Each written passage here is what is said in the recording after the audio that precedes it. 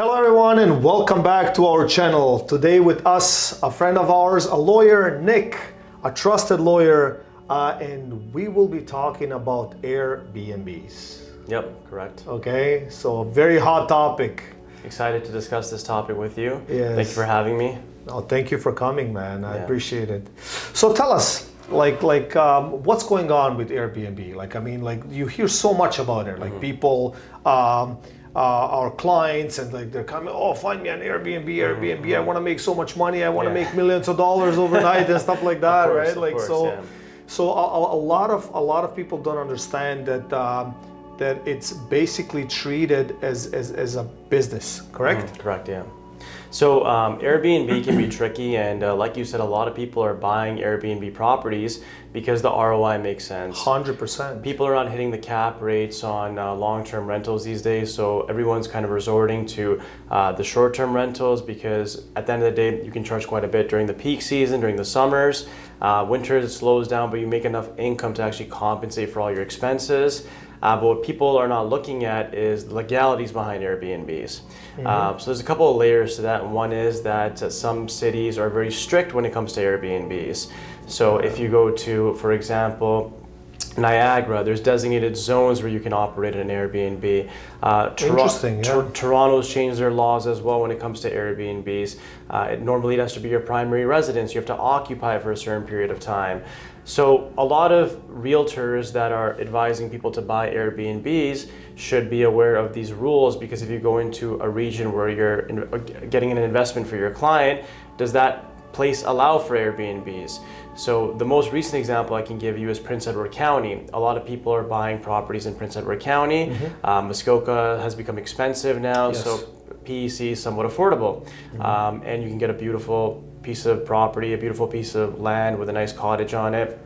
So the issue is Prince Edward County doesn't allow for licenses as of right now for Airbnbs, unless you're grandfathered in or you're going to purchase a license from somebody else. Do you have to register on Airbnb, like on paper, or like how does that work? Like number one step.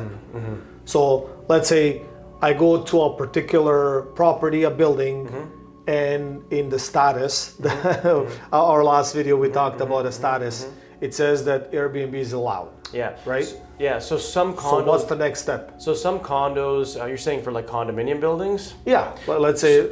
So a lot of condominiums in Toronto don't allow for Airbnb. Right. It would be in the bylaws, it could be in the status certificate as well, in the body of the status certificate, that they don't allow for short-term rentals. Sure. Now, if you violate those terms, you're basically violating your agreement with the condo corporation. You can be fined for that, and you don't want to do that because if you don't pay the fine, they'll probably put a lien on your property. So serious stuff, man. Yeah. So you got to be careful when it comes to condominium buildings for sure, because they are a lot stricter than if I'm buying like a single family home, for example. But there's a lot of cities that don't allow for Airbnb, like for example, as I mentioned, Prince Edward County, unless you're grandfathered in or you have a license or you get a license from somewhere else. And the reason I know this is because we had somebody who was looking for an Airbnb in Prince Edward County, and he asked us to look into whether or not he could actually operate at Airbnb. And when we called the city or PEC as a whole, they said we don't allow for new licenses as of right now. Now this might change, who knows, because they're always changing the rules. So you have to be very careful as to where you're guiding your clients. So that's my question. So do they actually have to get a license? In certain places you have to get licenses for Airbnb. I understand. Okay. Yeah. So the other thing that a lot of people don't know about Airbnbs is that when you go to sell your Airbnb, and I'm in no way an accountant or a tax specialist, for sure. but there could be HST implications. So as lawyers, normally what we do is we send a requisition letter to the seller's lawyer, which has a list of documents.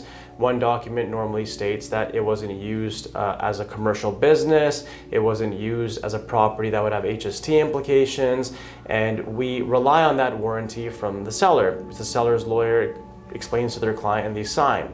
Now, what a lot of people don't know is that Airbnbs, when you go to sell them, you have to remit a portion of the HST to the government. And a lot of people are buying these properties, Airbnb-ing them. So capital gains, well, or there would probably be capital gains if it wasn't your primary residence. But if you're Airbnb-ing it, there could be also HST implications, because it's treated like you're treating it like a business essentially, right?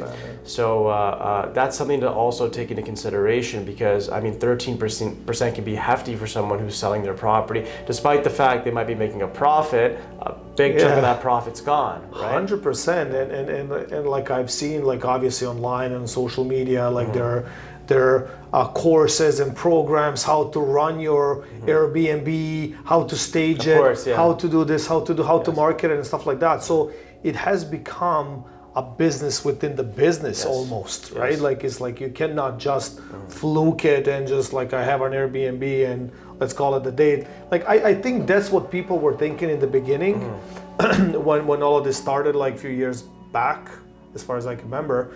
But like they're like, okay, I'm just gonna buy it and I'm just gonna rent it as I please, of course, because it's my own property and there are no rules and no restrictions whatsoever.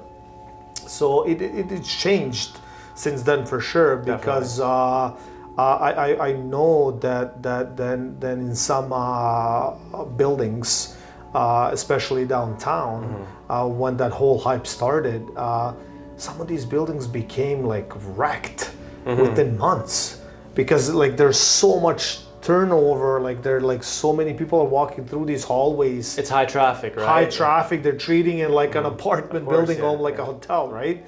So some of these buildings are like not necessarily made for such a huge traffic, right? Like they're made for like principal residences or whatnot. Yeah, and a lot of people that buy these units buy them to live in. And Airbnb, normally people come in and some of them are throwing parties. Yes. And it can be a nuisance to a lot of people that are living in the buildings. So I do agree with some of the bylaws that condo corporations do implement. 100%. Because at the end of the day, you have young families, you have people who have work in the morning, and the last thing you want is people getting disturbed in the building that you manage. Yes. Mind you, Airbnb also is an income generating source for a lot of people as well. So they might buy a property with the intention to operate it so they can supplement their income. And there's people doing it full time right now. So that's why as a realtor, you should be very careful to actually read the bylaws or get a lawyer to read the bylaws or the status certificate before they firm up on it. Because if their intention is to operate as an Airbnb, you want to make sure at the end of the day that you're protected as the realtor and your client's obviously protected as well. So, because it's our job as lawyers and as realtors to guide our clients in the right direction. Well said, my friend. Yeah. A fun question now. I think we thoroughly explained Airbnb, and obviously there's so much more, but let's go to a fun question. Patek Philippe or a Rolex? I would say Rolex. Rolex? Yeah, Rolex. Why? You like the crown, I think Rolex they're timeless watches. They're always reinventing the wheel every season, and I don't have enough money for a Patek yet, so I'll go with Rolex. Mercedes or BMW? BMW. BMW? Yes. Okay. Any particular series? Okay, 7 Series, right? I mean, I like the X7. It's a nice SUV. It's spacious. I have 2 young girls, so I feel like it'd be perfect for my family. Right. And hopefully that'll probably be the next car. If it doesn't come out as electric, probably go with the gas one. But the X7, I'll probably say X7 is my nice. favorite. Yeah. And final one, Rolls Royce or a Bentley? Rolls Royce. Rolls Royce, yeah. Something behind it, eh? Yeah, I mean, I feel like Rolls Royce is timeless. Bentleys are beautiful cars, of course, but I think Rolls Royce, when you see one, it just makes an impression. Makes sense. Yeah. Well, thank you so much for coming, Nick. It's been a pleasure, and thank you for explaining. And I'm sure there's so much more you can do. Okay. Appreciate that. Thank you so much.